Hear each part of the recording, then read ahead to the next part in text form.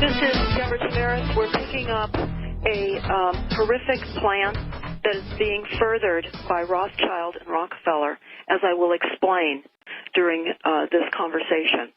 It's very, very important to know that everything that the corporations and the international bankers have been doing is one gigantic fraud, and it's all our expense. We're paying for all of this. The agenda, of course, as we know, is disinformation and manipulation by the international bankers' corporate structure to centralize control of all people, land, energy, resources, technologies, and economies. And we must look at the hidden secret behind these corporations and universities and institutions that are set to control all the emerging technologies that are planned to rebuild the world's transportation, civil, manufacturing, physical infrastructure with cyber infrastructure, including computers, networks, sensors, and the transhumanism agenda. Extremely important to understand that we are being transformed through the increase of frequencies. This is why when you think of UN Agenda 21, too many people using too much stuff, you have to understand this is a genocide program. We are being moved now into what they call resilient cities. And it's important to get this word out, start looking it up, resilient cities. Understand what this is. This is a plan brought in by Rothschild and Rockefeller. And I'm going to go over what resilient cities are and how they're coming in. It is diabolical and exactly what you're facing right now and likely unaware. But I'm first going to read you a press release from the Rothschild Global Advisory. It says, Rothschild and Company names Homer Parkhill and Stephen Antonelli as co-heads of restructuring North America. They plan on restructuring North America. The new leadership better positions the firm's restructuring practice for the future. Rothschild Global Advisory, one of the world's leading independent financial advisory groups, has announced it has promoted these two men to co-head the restructuring of North America, effective immediately. This press release is dated out of New York, October 30th, 2017. They say that they have been part of the senior leadership of the firm's restructuring practice for many years and will continue to be based in New York. They have announced these promotions, and the head of Rothschild North America said, in looking at our priorities for building the business in North America, the leadership of Rothschild felt that now was the time to elevate Homer and Steve to this role. This is an important move for Rothschild as we ensure the firm is in a strong position in this market for many, many years to come. We are truly excited about the future this group will bring under this new leadership. They go on to say that over the past year, Rothschild has taken significant steps in strengthening and expanding its presence in North America. Rothschild announced that Chris Garner joined the firm as global head of technology and will lead the firm's new office in Silicon Valley. So what we are seeing is the announcement. Rothschild and Company, of course, is a family-controlled and independent business, bankers, that has been at the center of the world's financial markets for over 200 years. So they are set to restructure North America. And I don't believe that any one of us wants Rockefeller and Rothschild to restructure North America. But they have plans to do that. And we're going to talk about how they are luring our cities, our communities, all the corporate boards into this resilience program that they're bringing in. Now, again, before I've talked often about the climate action plans, which are, of course, sustainability plans that promote desired agendas, this is backed by the RAND, R-A-N-D Corporation. The RAND Corporation is behind the government policies. I know that many of us scratch our heads when we hear our elected officials say, we believe at least they're elected officials. We all need to understand that we have a corporate government takeover. We do not have a government. Well, people will say, well, there would be anarchy if we did not have a government. Well, we have a corporate facilitator globally, and part of it is through the RAND Corporation. Now, I'm jumping from climate action plans just to read something that is absolutely critical on page 11 of the Silent Weapons for Quiet Wars. Silent Weapons for Quiet Wars is a declaration of war against the United States and all global human populations. It is a genocide plan. So here is what it says again on page 11. Since energy is the key to all activity on the face of the planet, it follows that in order to attain a monopoly of energy, raw materials, goods, and services, and to establish a world system of slave labor, it was necessary to have first strike capability in the field of economics. In order to maintain Rothschild and Rockefeller's position, it was necessary that they have absolute first knowledge of the science of control over all economic factors and the first experience at engineering, the world economy. So they go on, in order to achieve their sovereignty, the elite's sovereignty, they must at least achieve this one end, that the public will not make either the logical or mathematical connection between economics and the other energy sciences or learn to apply such knowledge.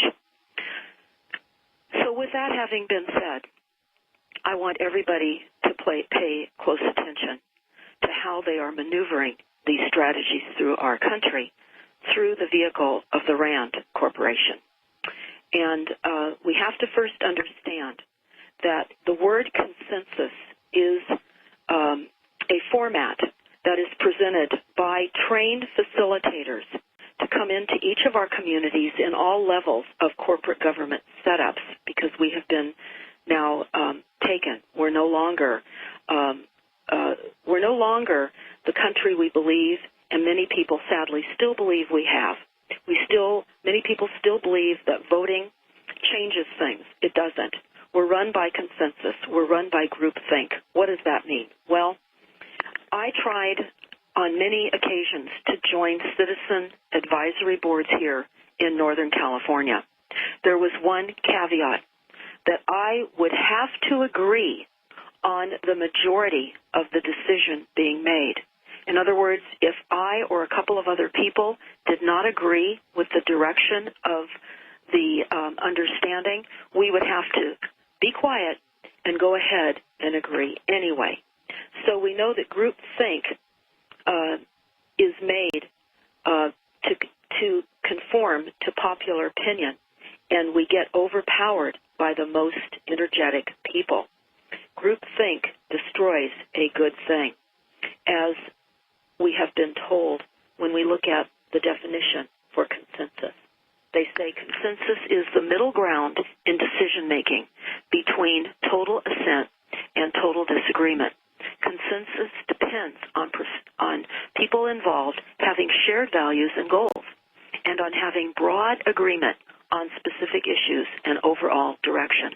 Consensus implies that everyone accepts and supports the decision and understands the reasons for making it. So that was the criteria that we are being told if we attempt to get on a citizens advisory board, which is to lure all of us into believing that we have impact. We don't. This is a very stealthily woven web of deceit and how we are being maneuvered in every single city and every city agency throughout the country and the globe. And what I want to talk about is what we're seeing here right now in Sonoma County, Northern California, after this horrific fire that we've all had to endure. We just had a meeting this morning. The city is of course, very concerned. They're literally blowing through their money in removing all of the fire debris, and they're running out of money. So they're having these meetings. They're all controlled by facilitators. And we will have that up on stopthecrime.net. So I would urge all of you to see this process in action so that you understand the magnitude. We, all of us here in Northern California, have experienced the worst and costliest fire in U.S. history. And now Rothschild and Rockefeller are coming in. They're moving in. So what does consensus mean? Well, again, it's pioneered by the Rockefeller Foundation, and it has a very, very ambitious goal. It's to help cities worldwide build resilience to the growing social, economic, and physical challenges of the 21st century of climate change. Now, climate change, as we know, is the weaponized control of the weather that is being denied on every level. In fact, those that bring up the weaponized control of the weather are considered terrorists and anti-government, and we're being categorized as lunatics. But we know that the weather is massively and completely artificially controlled. So their plan goes on to say, the intertwined forces of globalization, urbanization, and climate change are putting pressure on cities like never before. But by transforming how we think, plan, and operate, cities can turn these challenges into opportunities. Now they're talking about their opportunities for financial gain. Let me back up.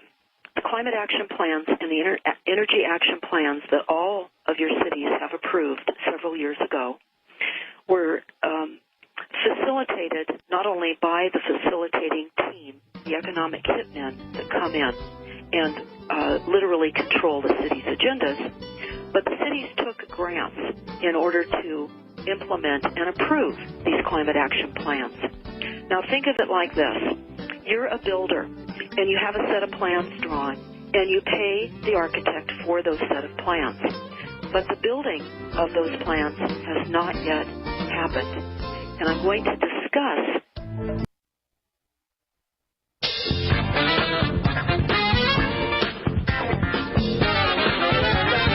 we are talking about the climate action plan and the energy action plans that all of your cities, all of your counties have previously already adopted. Those plans are in place, and I remind you, you can type in the name of your city, followed by Climate Action Plan or Energy Action Plan, and you can read their over 150-page document in most instances.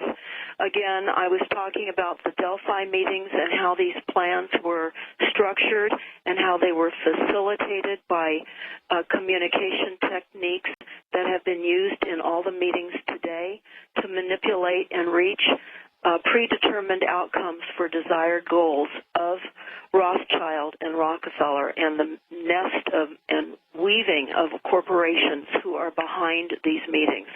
We've talked about the Delphi meeting system and how it's been used for climate action plan meetings to create the illusion of public agreement, aka consensus, to determine consensus science rather than real fact-based science. So again, climate action plans are based upon false consensus science. We know that. We know that the use of weather control on all levels is really the climate change that we are seeing. So now we have this stealth movement coming in to restructure North America. And they're telling us that the next frontier of climate change is resilience. So prior to the break, I was telling you the climate action plans, again, are improved in all of your cities. Your cities took grants and money to approve those plans and to say, yes, they will do those plans. And I was likening that to a builder who would ask for a set of plans to be drawn up by an architect. The builder would then pay for those set of plans, and the plans would sit there. The plan is now being built by the resilient policies that are rolling in now. Most of the United States has been massively affected by chaos of weaponized weather assaults. We are now ripe for the taking. It required years and many years of property loss, death, destruction by weather weapons to position the Rothschild and Rockefeller idea of the restructuring of North America. So with the new frontier of climate change resilient policies rolling in, here's what we're understanding. We're talking about what Judith Rodin, president of the Rockefeller Foundation, said, and she is out of the University of Pennsylvania.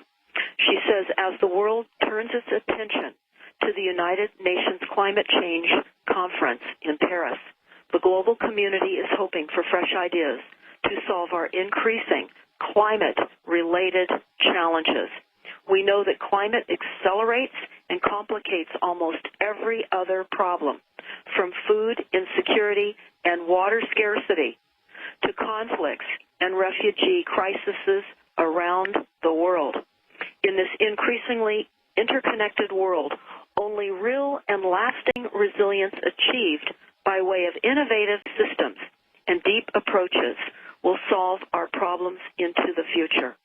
And they talk about some of the potential game-changing trends that Rockefeller and Rothschild believe are part of the next frontier of climate resilience. They go on to tell us that one of the great challenges for the cities and other municipalities is the persistent global funding gap for tools to meet pressing challenges. I'm going to tell you this right now. Okay, the stressors that they're identifying as a result of climate change and the reason that we need to bring in urban resiliency, we're talking city.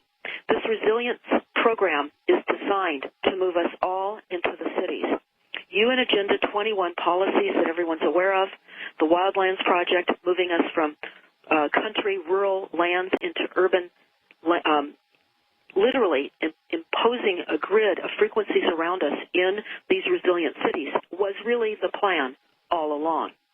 Again, I said many, many times you have to think of UN Agenda 21 policies, too many people using too much stuff, as a plan of genocide, which it is. So the Rothschild-Rockefeller says, well, what is urban resilience? Well, they tell us cities face a growing range of adversities and challenges in the 21st century, from effects of climate change to growing migrant populations, to inadequate infrastructure, to pandemics, to cyber attacks. Resilience is what helps cities adapt and transform in the face of these challenges, helping them to prepare for both the expected and the unexpected. We're going to continue this on the other side of this break. This is crucial for everyone to understand what is occurring right now.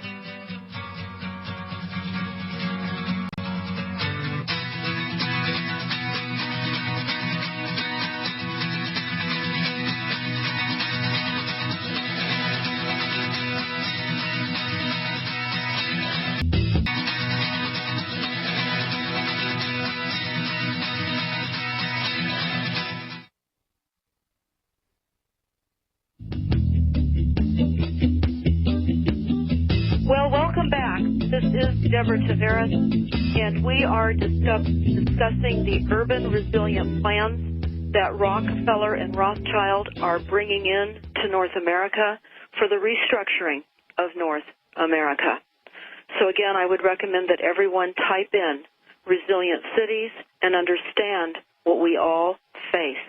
We've explained how these stealth strategies and policies are moving into our cities that are incorporated do not serve us.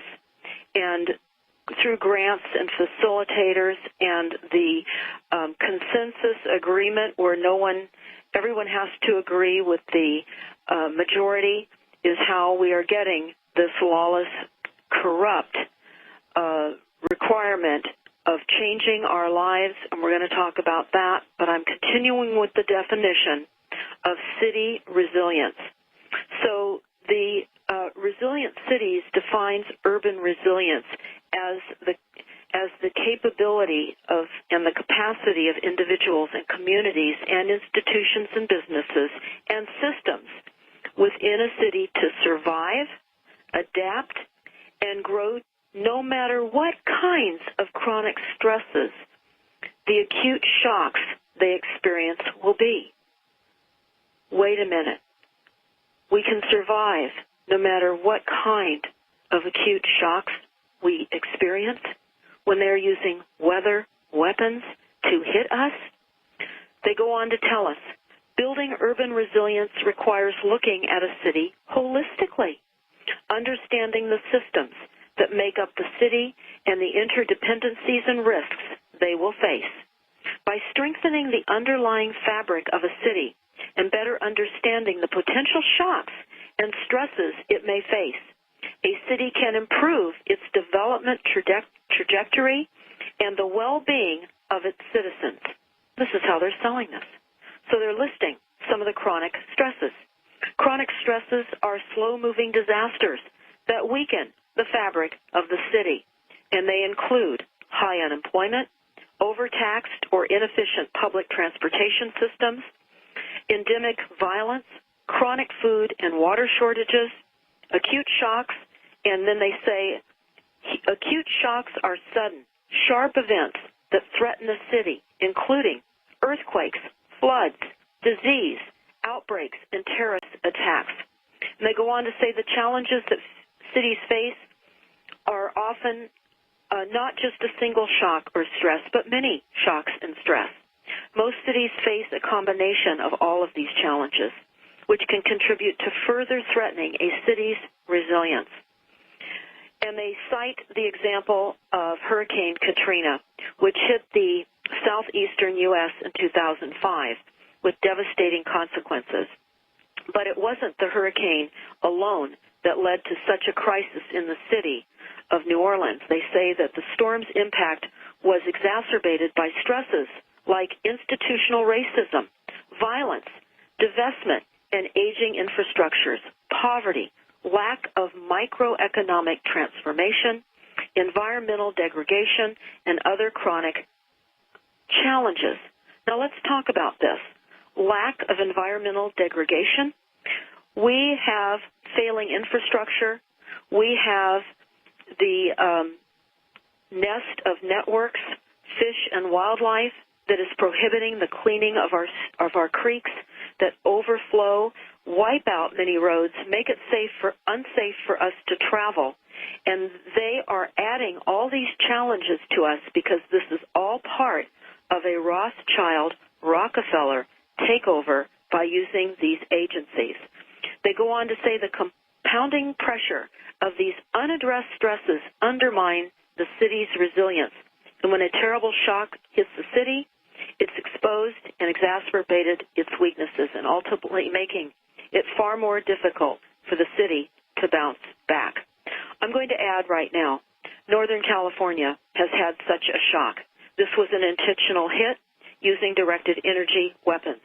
The fires that broke out the night of October 8th, 2017 were multiple. There were over 30 fires throughout many counties, not just Sonoma County, that started to burn this northern area of California down. Over 8,000 homes were lost. We have had many businesses shut down. All the businesses that are still operating have certainly experienced tremendous loss of business. And we have really, literally hundreds and thousands of people displaced. They're wandering around the city with PTSD. They're living in trailers. They're staying with friends. They're trying to live in Airbnb homes that Northern California is known as the wine country. So many people that own homes on the coast or even near the San Francisco Bay Area rent their additional houses out under Airbnb. It's important to understand Airbnb is a global takedown of and sopping up the local month-to-month occupancy for local people.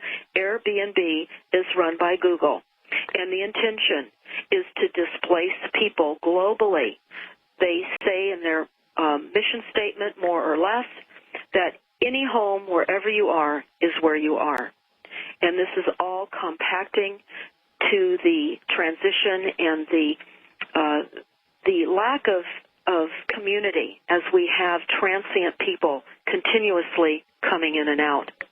But I'm going to go into the Reliance Pledge that each of our cities are being encouraged to sign by money. Again, this is going to be a repayment that will be required of this money. But here's the pledge. Detailed Reliance Pledge. Again, this is from Rothschild and Rockefeller. 10% resilient pledge proposal. One objective of the City Leaders Summit is to generate concrete outcomes that city leaders can take away from their time spent at the summit. To meet these objectives, Resilient Cities and City Leaders Summit Leadership Committee would like to present the 10% Resilient Pledge proposal for city leaders. Now, understand, here's what they're pledging. Under the 10% Resilient Pledge, a city leader pledges to commit the equivalent of 10% of the city's budget per year in support of the city's defined resilient goals and activities. They go on to say that for those cities with an existing resilient strategy, the goal is to make these committed resources available no later than the start of the city's financial year of 2017. For cities that are developing their resilient strategy, the goal is to incorporate this pledge into the strategy. It's important to understand what this pledge is saying, because this is really horrific. This is how we are being deceived with all our incorporated cities that do not carry our wishes as people. Again, we are the enemy. Senate Report 93549, we do not have a functioning government. And we're going to talk about who is the functioning government in a moment. But I'm going to finish reading this pledge. For each city whose city leader takes the 10% resilient pledge, they will seek to provide the city, that's Rockefeller and Rothschild, will seek to provide the city with $5 million worth of goods and services from the resilient platform of partners, subject to the city's ability to handle the resources and the dictations of the city's resilient strategy. In other words, to finance resiliency over the next 5 years and during the course of the city's active participation in resilient cities. The member city to support the city's efforts to build resilience. Further information and illustrative examples of how the pledge might be met are available for further review. And again, they have a sample of the detailed resilient pledge. Again, it is a 10% resilient pledge statement. You're to insert the city leader's name, that they pledge that their city, they put in the name of their city, will commit to the equivalent of 10% of the city's budget per annum to fund defined resilient goals. Now let's talk about how this is happening. Again, we talked about the Delphi technique. We talked about consensus, certainly defining the narrative, creating false agreements. And it's important to understand who is bringing this all in. And certainly it's not solely the RAND Corporation, but the RAND says this. Now, the RAND Corporation is an American nonprofit global policy think tank, and it was created in 1948. And the research and analysis was to give the United States Air Force more information. It is financed, the RAND is financed by the U.S. government and private endowments, corporations, universities, and private individuals. The company has grown to assist governments, international organizations, and private companies and foundations all over the world. We're going to continue with the RAND's definition, and we're going to talk about how they instruct Congress to vote on summer breaks when we come back.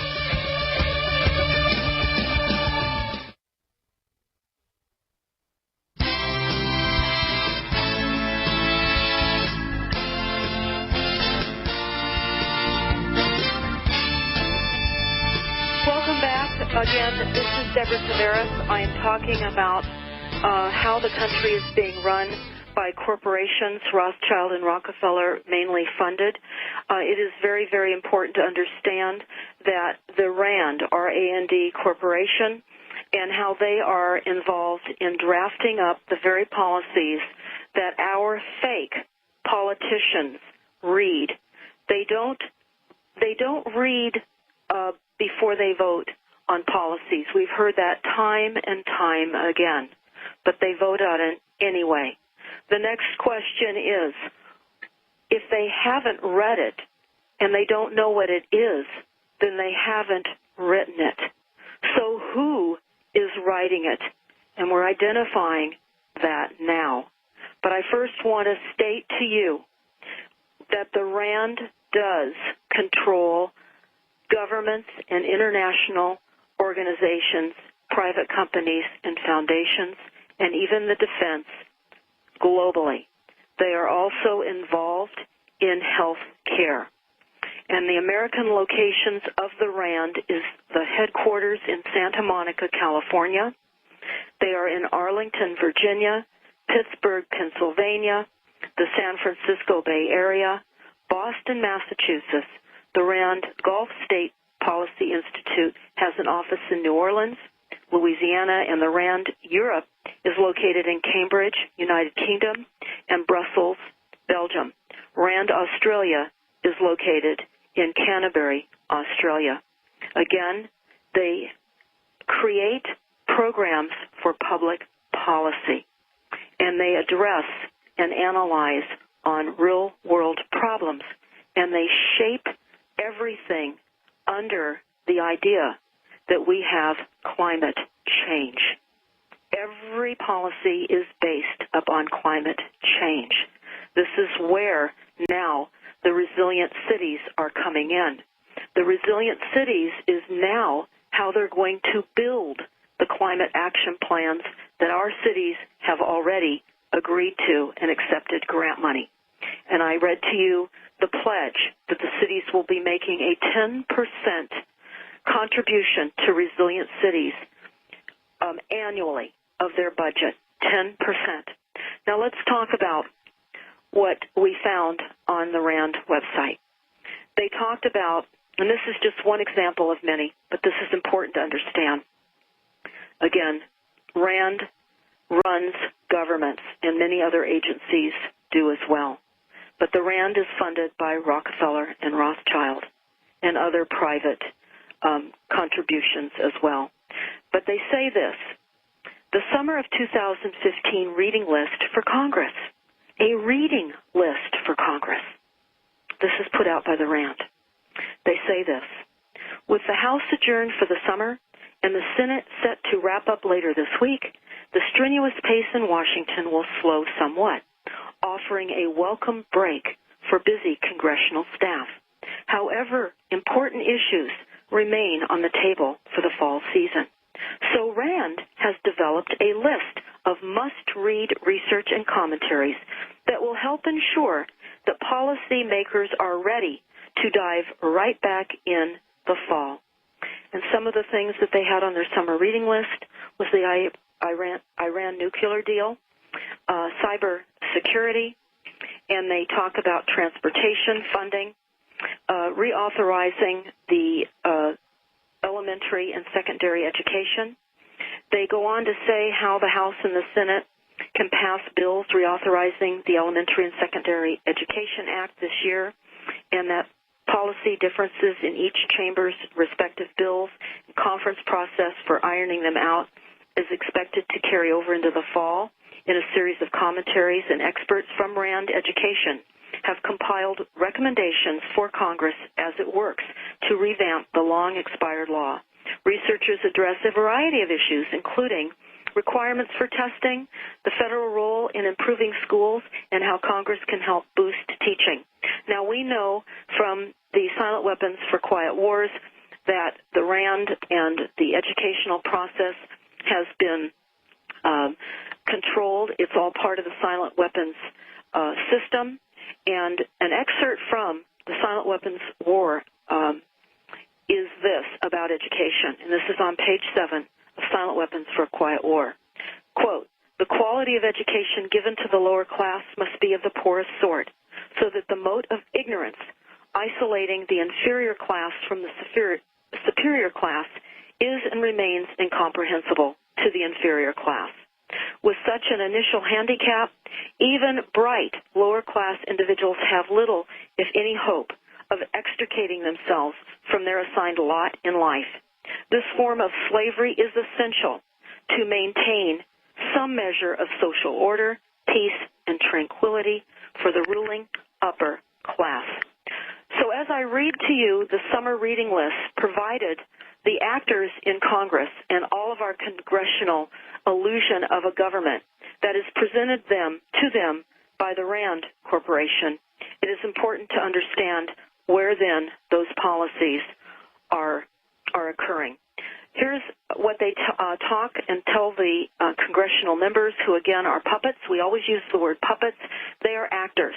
And the RAND Corporation and others are supplying the script for these policymakers that we believe are policymakers that don't read the bills and approve them. So here's what RAND says on transportation funding.